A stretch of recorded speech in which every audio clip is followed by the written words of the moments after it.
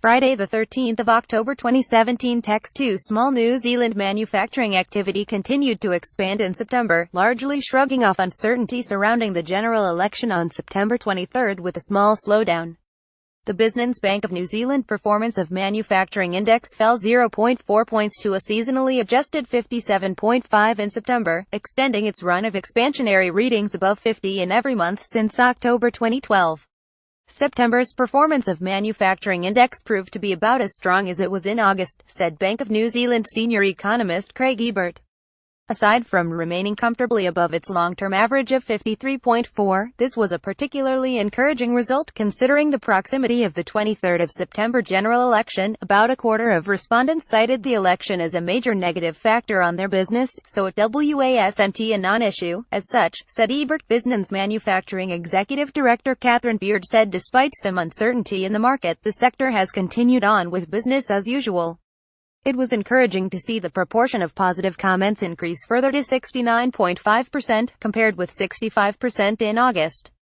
In terms of specific comments, a clear proportion of negative comments continued to mention general uncertainty around the election, she said. Polls leading up to the election did not point to a clear winner, which generated uncertainty in the market.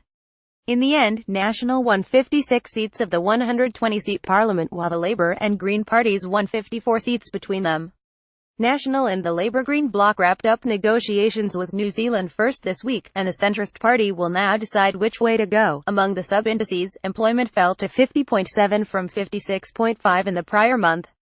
Ebert said it's tempting to see this as manufacturers pushing pause on their hiring, as they await news on the form of the next New Zealand government, but noted that the jobs index has been volatile for the past 6 months or so, but with a reasonably positive average. The production sub-index eased 0.8 points to 59.6, while new orders rose 1.4 points to 60.4.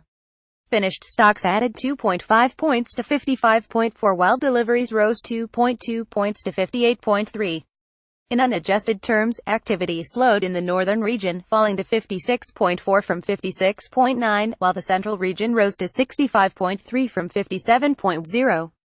Activity in Canterbury fell to 54.7 from 57.7, while it rose to 61.7 from 61.3 in Otago. Business Desk comments from our readers. No comments yet. Add your comment. Printable version. Related news. Market close. NZ shares up, Trust Power and Infratil rise, while Fletcher Building drops. INS dollar heads for 0.7% weekly gain as U.S. inflation data looms. Jade Software appoints Charlotte Walsh as new CEO from mid-December. Inflation still seen below RBNZ's midpoint target in third quarter. Be ordered to release details of insurance arrangements for Kiwifruit case. Fisher Paykel Healthcare may appeal German ruling on ResMed. Fonterra confident dairy will always trump synthetic alternatives. Wellington Centreport in talks with global experts as it looks to draw up new plan for the future. Sells its interest in Auckland high-rise to Sky City for $47 ml, and Trust Power raises earnings guidance again, boosting Infratil outlook.